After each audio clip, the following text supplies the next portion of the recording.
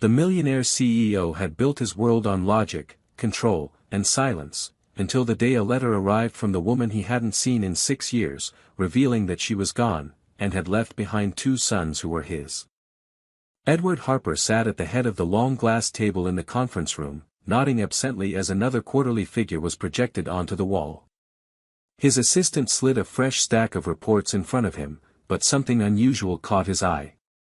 Nestled between spreadsheets and stock forecasts was a plain envelope, handwritten, unmarked except for his name. It was so out of place in this polished, digital world that he almost pushed it aside, assuming it had been misdelivered. But something about the handwriting made him pause. He stared at it longer than necessary, a strange unease curling in his chest. Then he knew. He recognized the writing. Hannah. He hadn't heard that name, hadn't said it out loud, in 6 years. Not since she disappeared from his life with no warning, no note, and no goodbye. He had tried to forget her, buried himself in mergers and luxury and order, told himself whatever they had wasn't real enough to miss. But his hand trembled slightly as he opened the envelope, as if his body had known better all along. Inside was a letter and an official-looking document from Child Protective Services. He pulled out the letter first and unfolded it carefully. The handwriting was just as he remembered, looped, clear, intentional. The first line stole his breath. "If you're reading this, it means I'm gone." His heart dropped into some place that didn't care how many billions he had earned. The room around him faded, the voices muffled, and all he could hear was the sound of his own pulse as he read on. She wrote that she had been sick. That she hadn't told anyone, especially not him, because she hadn't wanted pity or interference. That she knew he had moved on, or at least told himself he had. But she had kept a secret. A truth she couldn't die without trying to share. She had 2 sons. Twins. 5 years old. And they were his. Edward's vision blurred. His fingers tightened on the page. She wrote that if the letter had reached him, it meant she didn't survive, and the boys, Liam and Noah, were now in the care of the state. She begged him, not out of obligation or guilt, but because she had known once who he really was. She believed there was still a part of that man left. The official document beneath confirmed everything. Names, dates, location of the temporary care facility. A copy of her will. He didn't remember standing, but suddenly the chair was pushed back and someone in the room was calling his name. He didn't answer. He walked out of the meeting without explanation, the letter still clutched in his hand. His car was waiting downstairs, but for the first time, he didn't know where to go. He sat inside, staring straight ahead, the traffic outside a blur of meaningless motion. Hannah was gone. The woman he had once imagined building a life with had died without ever telling him the most important thing of all, that he was a father. And somewhere, 2 little boys with her eyes were waiting. He had missed 5 years. He had missed her last days. But he would not miss what came next. The drive to the Child Services office was a blur. Edward didn't remember how long he sat outside the building before going in. The sky was dull, the air heavy with the kind of stillness that came before a storm, but inside him, everything already felt like it had collapsed. The receptionist greeted him with a cautious smile when he gave his name, as if she knew exactly why he was there. She made a quick call, and within minutes, a woman named Karen met him in the waiting area. She introduced herself as the caseworker for Liam and Noah. She looked at him carefully, as though assessing whether she saw anything fatherly behind the expensive suit and guarded expression. Without much small talk, she gestured for him to follow her. They walked down a narrow hallway lined with faded posters about fostering and family reunification. Karen glanced over her shoulder and said, "The boys don't know who you are yet. We only tell children what we can confirm. So far, you were listed in the letter and the will, but nothing more." Edward nodded. He appreciated the professionalism but couldn't stop the growing sense of guilt pressing on his chest. She led him to a small room with a large observation window. Inside were 2 boys sitting on a rug, building something out of plastic bricks. They were identical, dark brown hair, pale skin, and large blue eyes that stopped Edward's breath. Hannah's eyes. They were both dressed neatly in hand-me-down clothes, clean but slightly too big. One of them spoke softly to the other, and they both laughed in unison. It was such a normal, gentle moment, and yet it felt monumental. "They're doing okay, considering," Karen said quietly. "It's only been 2 weeks since their mother's death. They were with her when it happened. Ambulance couldn't get there in time. She passed at home." Edward swallowed hard and looked away. He felt like an intruder standing on the outside of a world that should have been his. He should have known. He should have been there. "Can I meet them?" he asked, his voice low but steady. Karen nodded and opened the door. The boys looked up when he entered. For a moment, no one spoke. Edward crouched down, not too close, just enough to meet their eyes. "Hi," he said gently. "My name's Edward." One of the boys, he thought it was Liam, tilted his head slightly and blinked, then returned to stacking his blocks. The other one, Noah, watched him without saying a word. Edward stayed quiet, letting them get used to him. After a few minutes, Liam said, "Are you here to take us to a new house?" Edward hesitated, then replied carefully, "I'm here to get to know you. If that's okay." Liam shrugged. "We've had 3 people visit. One brought cupcakes." Edward smiled faintly. "I didn't bring cupcakes. But I could try next time." Noah finally spoke. "Do you know our mom?" The question landed like a weight. Edward looked straight at him and said softly, "Yes. A long time ago. She was very important to me." Noah nodded slowly. "She had a picture of you in a book.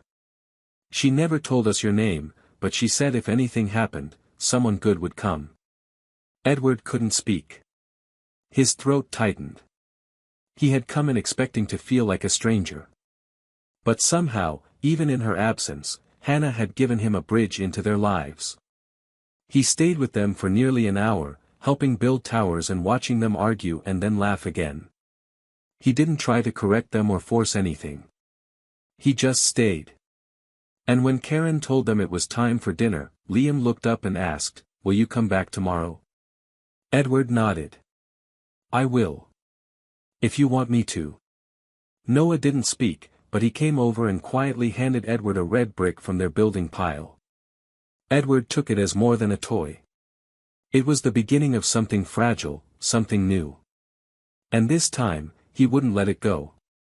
The next morning, Edward woke earlier than usual. Not because of meetings or alarms, but because his mind was already racing before the sun even rose. For the first time in years, his thoughts weren't on contracts or negotiations. They were on 2 boys with blue eyes who had asked if he would come back. He stood in front of the mirror adjusting his tie, only to pull it off and toss it on the bed. It didn't feel right. Instead, he pulled on a sweater and jeans, clothes he hadn't worn in public in years. He looked more like a man than a title, and for once, that felt like the point. He stopped by a small cafe on the way to the center and asked the barista if they had cupcakes. They only had muffins, but they were warm and soft and came in pairs, so he bought 2. When he arrived at the facility, Karen was waiting in the lobby. She smiled slightly when she saw the paper bag in his hands and said, "They'll like that. They've been asking about you since breakfast." It struck him again how quickly children attach themselves to hope, and how terrifying that hope could be if left unmet. He followed her down the hallway, his chest tightening with a mixture of nerves and something deeper he wasn't ready to name. This time, the boys were in a different room, a small classroom with bookshelves and art supplies. They sat at a table coloring, and when they saw him, both froze for just a second before Liam broke into a shy grin. "You came back," he said, not as a question but as a confirmation of something he had dared to believe. Edward nodded and sat down across from them, placing the bag on the table. "I brought muffins," he said. "They're not cupcakes, but I think they're close." Noah reached forward first, taking one and peeling the wrapper with careful fingers. Liam waited, watching Edward as if measuring his presence. Then he took one, too. For the next hour, they colored together in silence and in chatter, depending on the minute. They asked him questions: where he lived, what his car looked like, if he knew how to make pancakes. He answered everything honestly. Then came the question he hadn't prepared for. Liam looked up and said, "Are you our dad?" Edward's breath caught. He had known it would come eventually, but not yet. He looked between them and said gently, "Yes. I think I am." Noah blinked, wide-eyed. "How come we didn't know?" Edward looked down at the drawing he was shading in and said, "Because I didn't know either. Not until a few days ago." They were quiet for a while, processing. He let them. He didn't push. Later, while the boys went to the playground, Karen pulled Edward aside. She said the temporary custody paperwork could be started if he was ready. The state would still evaluate him, check his home, and monitor the transition. He said yes before she could finish. He knew he wasn't ready in the way that word was usually used. He didn't have the answers, didn't know how to braid hair or fix bruises, didn't know bedtime routines or favorite songs. But he was ready to try, and that was something Hannah had believed he could do. That evening, he stood in the middle of his penthouse and realized how much it looked like a life designed for no one else but him. Everything was gray and clean and expensive, and yet none of it looked like home. He walked from room to room thinking about where twin beds might go, if there was enough space for a play area, whether the echo of silence in the halls would sound different with laughter in them. The next day, he bought a second-hand bookshelf, some art supplies, and a calendar with dinosaurs. He wasn't just preparing for a visit. He was preparing for a life. One he hadn't known he needed until two boys looked at him and asked if he'd return. The transition to temporary custody happened faster than Edward expected. Within a week, the paperwork had been filed, the interviews completed, and the home inspection approved with minimal comment. The caseworkers were surprised by how well prepared he was, but they didn't know that every free moment he had was now spent researching parenting blogs, visiting toy stores, and rereading Hannah's letter for clues about the boys' routines and preferences. He asked Karen if they had any comfort items, favorite blankets, toys, even old pajamas, but she told him the boys had arrived at the shelter with almost nothing. That fact haunted him more than he let show. When the day came to bring them home, he arrived early with two matching jackets folded in his hands. He found the boys in the same playroom as before, seated side by side building with blocks. Liam was the first to see him and ran toward him without hesitation, while Noah followed more slowly, holding a drawing that he refused to let go of. It showed three stick figures holding hands, and under it, in uneven handwriting, it said, "Us." Edward crouched down and opened his arms, uncertain if they'd accept the gesture, but both boys pressed into him like it was already the most natural thing in the world. The ride to his penthouse was filled with soft questions from the back seat. Liam asked what the building looked like and if it had a rooftop. Noah asked if there was a bathtub or just a shower. Edward answered every question patiently, trying to speak in the reassuring tone he had heard other parents use. When they finally pulled up to the sleek glass building in the heart of the city, he hesitated before helping them out of the car. Would this place, so cold and curated, ever feel like home to them? Inside the apartment, everything felt different than it had the day before. The hallway was still wide and the floors still polished, but now there were crayon drawings taped to the fridge, two small backpacks by the door, and a dinosaur nightlight glowing faintly in one corner of the living room. The boys wandered through the space slowly, touching things, asking what was allowed and what was just for show. Edward laughed more than once, realizing how little in his life had ever been touched by curious hands before. Later, he gave them a tour, pointing out their room, which now had matching beds with soft blankets, a stack of books on the nightstand, and twin nightlights they had picked out together. He showed them the kitchen and the bathroom and let them each choose which cabinet they wanted their things in. The first meltdown came just before dinner when Noah couldn't find the drawing he'd carried in. He panicked, tears spilling before Edward even understood what was happening. But instead of freezing or retreating like he once might have, Edward knelt beside him and helped look until they found it under the couch. He framed it that same night and hung it above their shared bed. After dinner, grilled cheese and tomato soup, both slightly burnt, Liam asked if they could watch a movie. Edward said yes and sat on the couch with them, one boy curled on each side. He didn't follow the film. He just sat there listening to their quiet laughter and felt something settle inside him. It wasn't peace exactly, or joy. It was responsibility. It was belonging. That night, after the boys had fallen asleep and the apartment had gone quiet, Edward stood outside their door and just listened. He thought about Hannah and what she must have gone through, getting sick, raising twins alone, writing that letter with no guarantee it would ever be read. He thought about the years he'd wasted thinking his life was full simply because it was scheduled. And now, here in the stillness of a room filled with small breaths and nightlight shadows, he realized how much more there was to feel. He didn't know what the next week would bring, or if he'd be good at any of this.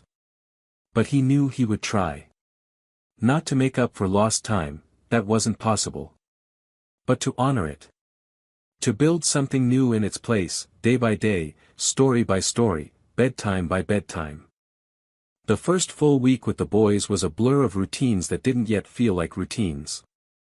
Edward quickly learned that mornings with children were nothing like the silent, solitary sunrises he was used to.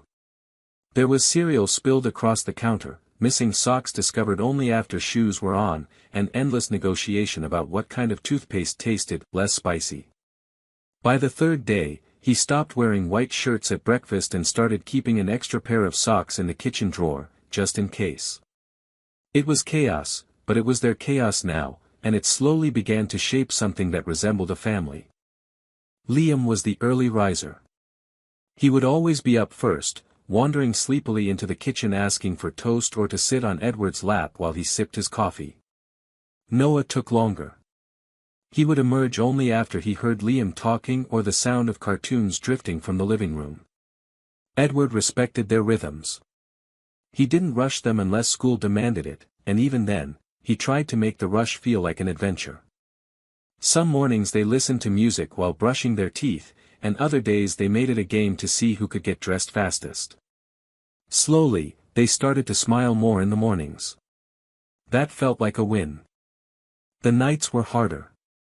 The boys still asked questions. About their mom. About what would happen next. One night, as Edward tucked them into their beds, Liam looked up and asked quietly if he would still be there in a year. Edward sat on the edge of the bed, unsure how to answer. Not because he doubted himself, but because he didn't want to say anything that sounded like a promise if it didn't feel absolutely true. He said, "I can't tell you what every year will look like. But I'm here now. And I want to stay. That's my choice." Liam didn't say anything. He just reached out and held Edward's hand until he fell asleep. That same night, Edward stayed awake long after the boys had gone to bed. He stood at the window looking out over the city, the skyline glowing beneath the clouds, and wondered how many other people out there had built their lives so high only to realize they had nothing solid beneath them. He thought of Hannah again, how strong she must have been to raise two boys alone and how much she must have feared for their future when her own became uncertain. He ached with the guilt of absence but tried not to let it drown out the gratitude of being here now. Throughout that week, Edward made time to read to them every night. He found books with dragons, astronauts, and magical trains, each one more exciting than the last. The boys started to argue over whose turn it was to sit closer to him, and eventually, they settled on the obvious solution, one boy on each side, leaning against him as he read in a voice that was getting better at sound effects. They laughed more. They hugged him without hesitation. And once, when Noah scraped his knee running through the hallway, he ran straight to Edward without a second thought. Edward didn't flinch. He scooped him up, cleaned the wound, and whispered, "You're okay. I've got you." It was a small moment, but the kind that echoed. The school called once to ask about emergency contacts, and Edward realized with a pang that there was no one else to list. No grandparents. No close friends. Just him. The boys had no backup plan. That made everything feel heavier, but also clearer. He didn't want them to ever feel like they were waiting to be taken away again.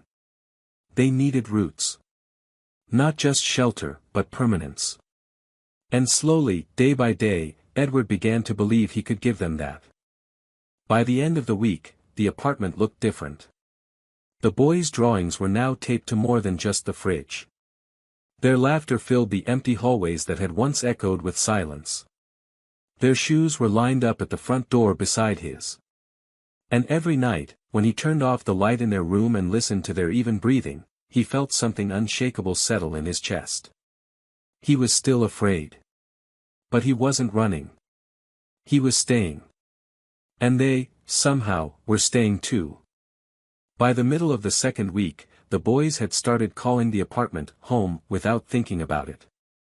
Edward noticed it first when Liam said, "Can we go home now, after school pickup," the way a child says something that feels ordinary to them but extraordinary to someone else. That word, home, meant something completely different now. It wasn't about square footage or high-rise views. It was about routine, presence, safety, and the growing comfort between them. Edward had started rearranging his life to make room not just physically but emotionally. His calendar, once color-coded and packed from morning to night, now had blank spaces labeled dinner, pickup, and bedtime story. His assistant didn't question it anymore. That week also brought its first parent-teacher meeting. It was scheduled for Thursday afternoon, and Edward had rehearsed what to say. But when he sat across from the kindergarten teacher and heard her describe the boys as kind, curious, and slightly shy, he found himself getting unexpectedly emotional. She said they were adjusting well and had already made a few friends. She also mentioned that Noah had told the class his dad picked him up now and made the best toast ever. Edward smiled, thanked her, and walked out of the school with a lump in his throat and the faint realization that he was already more than temporary in their lives. Back at home that evening, Noah brought him a drawing. It showed 3 figures again, Edward, Liam, and Noah, but this time there was a 4th figure in the sky, drawn with long hair and a heart on her chest. "That's Mommy," Noah explained. "She watches from the clouds. But you're the one here now." Edward knelt down and took the picture carefully, as if it were made of glass. He wanted to say something wise, but his voice caught, and all he could do was pull Noah into a quiet hug. Moments like these didn't ask for speeches. They asked for stillness. And love. One night that same week, Edward found a small box tucked in the back of the boys' closet while searching for extra socks. Inside were 2 photographs, one of Hannah holding the boys when they were babies, and the other of her and Edward, taken years ago, smiling on a beach. He hadn't even known she kept it. That evening, after the boys were asleep, he sat alone in the living room holding the photo, staring at the past and feeling the full weight of it. Not just the loss, but the second chance buried within it. He whispered her name, a thank you and an apology wrapped into a breath he didn't know he was holding. Friday brought a surprise. The boys wanted to cook dinner, pasta, their favorite. Edward was skeptical but agreed, and they spent almost an hour boiling water, over-grating cheese, and dropping noodles on the floor.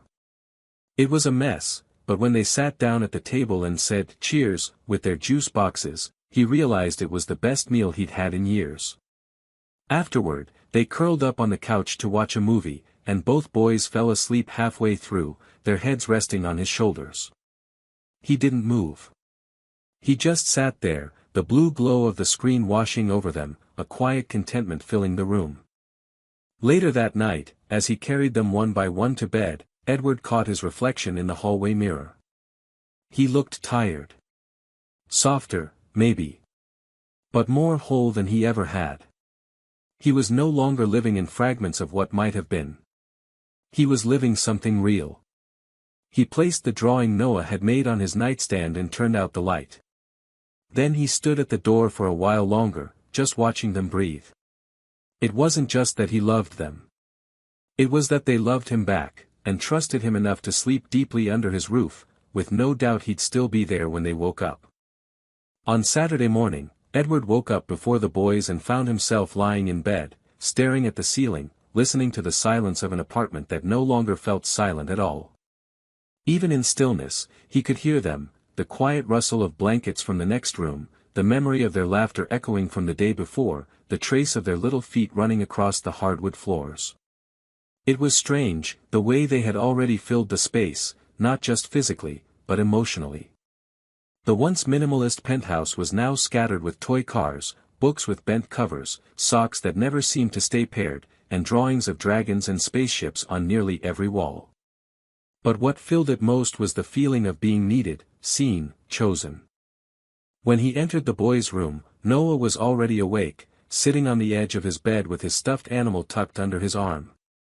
He looked up and whispered, "I didn't hear you come in." Edward smiled and crouched beside him. "I didn't want to wake you." Liam stirred in his sleep and rolled toward them, mumbling something about pancakes. Edward laughed softly and said, "I think that's a request." They spent the next hour making breakfast together, badly. The pancakes were misshapen, and the syrup ended up in places syrup should never be, but they ate every bite, proud of the mess they'd made. Later that day, Edward took them to the park, the one with the large wooden ship in the middle of the playground that they had pointed out every time they passed it in the car. The boys ran ahead while he sat on a bench nearby, watching them climb and yell and call for him every time they reached the top. "Look, Dad!" Liam shouted, waving from the highest point. Edward's heart clenched at the word, still not used to hearing it out loud, but more and more grateful each time it came. He waved back and stood up, walking closer, pretending not to panic as Noah jumped from a platform and landed hard on the ground before standing up triumphantly. For the first time, Edward felt less like he was playing a role and more like he was simply living one. That evening, they returned home just as the sky turned pink with the setting sun. They all kicked off their shoes at the door and dropped their jackets in a heap. Dinner was quiet, tired from the day, and after they were bathed and in pajamas, Edward read them one of Hannah's favorite childhood books, the one with the lost star trying to find its way home. When the story ended, both boys asked him to stay a little longer. He lay between their beds on the rug, one hand resting on each mattress. They talked softly in the dark, and at one point, Liam said, "I think Mom would have liked it here." Edward didn't respond right away. His eyes stung, but he didn't let the tears fall. He said, "I think she would have loved it." When they finally fell asleep, he walked into the living room and poured himself a glass of water, standing in front of the large window overlooking the city. The skyline looked the same, but everything in his world had changed. His phone buzzed, emails, missed calls, but he didn't check them. Instead, he picked up the framed photo of Hannah and the boys as babies. He looked at her smile and whispered, "I'm doing my best." There was a peace in knowing she had believed in him, even when he hadn't deserved it. And there was power in trying to live up to that belief every single day. Before going to bed, he walked one more time down the hallway and opened the boys' door just enough to see their shapes curled beneath their blankets. They looked so small, so safe. And for the first time since they had come into his life, he didn't feel like he was holding his breath. He felt grounded, steady. He knew there would be challenges ahead, questions he couldn't answer, fears he couldn't erase, but tonight, all that mattered was that he had stayed. And they had let him. The day of the final custody hearing arrived with a weight that Edward felt deep in his chest from the moment he woke up. He hadn't told the boys much about what was happening, only that it was an important meeting and that he needed to make sure everything was set so they could officially stay together forever. They didn't ask for details, but Liam had quietly slipped his favorite dinosaur sticker into Edward's suit pocket before they left the apartment, and Noah had asked if he'd be home in time to help with their science project. It wasn't fear that Edward carried with him that morning, it was the fragile hope of making something permanent out of something he never expected to have. At the courthouse, the halls were quiet, lined with beige walls and worn-out floors, and the sound of every footstep echoed a little too loud. Karen met him at the entrance of the courtroom, holding a folder filled with documents, but her smile was soft and steady. She told him the judge had reviewed everything and that barring any unexpected developments, things would move quickly. He thanked her, but his hands still trembled slightly as he smoothed the front of his jacket and took a deep breath. The room was plain, lined with wooden benches and a single table near the front. When the judge entered, Edward stood with a straight back, every part of him trying to reflect the truth of who he'd become, not just the man he'd been. The judge asked questions about the boys' routines, their school, their health, their behavior. Edward answered everything honestly. He didn't pretend he had figured it all out. He spoke about burnt pancakes and bedtime books and missing socks. He talked about how Liam liked to sing quietly when he didn't think anyone could hear and how Noah had started collecting stones from every place they visited. He mentioned the frame drawing above their beds and how every night when he turned off the lights, they said goodnight to their mom before whispering goodnight to him. And then the judge paused and looked directly at Edward and asked, "Are you ready to be their father?" For a moment, the room was completely silent.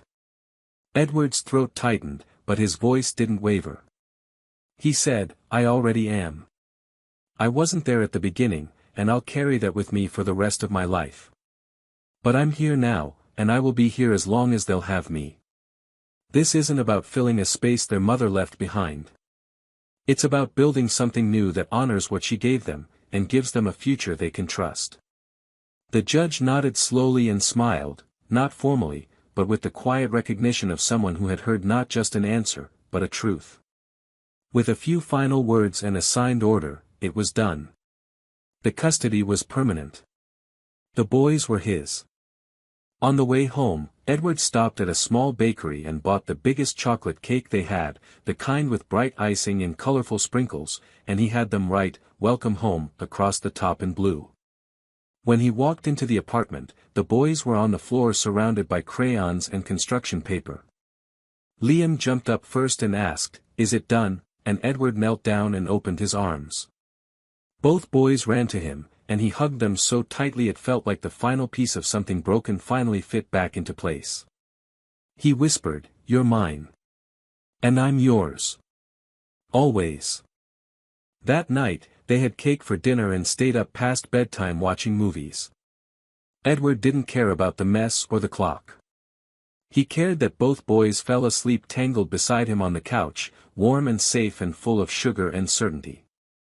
As he carried them one by one to bed, he looked around the apartment, no longer seeing it as a space filled with expensive things, but as a home filled with stories, memories, and a kind of love he had never known was possible. Before going to sleep, he pulled out the photo of Hannah one more time and placed it beside the framed drawing on the nightstand. He didn't speak this time. He just looked at her and hoped she would know, wherever she was, that he had heard her. That he had shown up. That the family she once built alone was now being carried forward with hands that finally understood what it meant to hold something fragile and never let it go.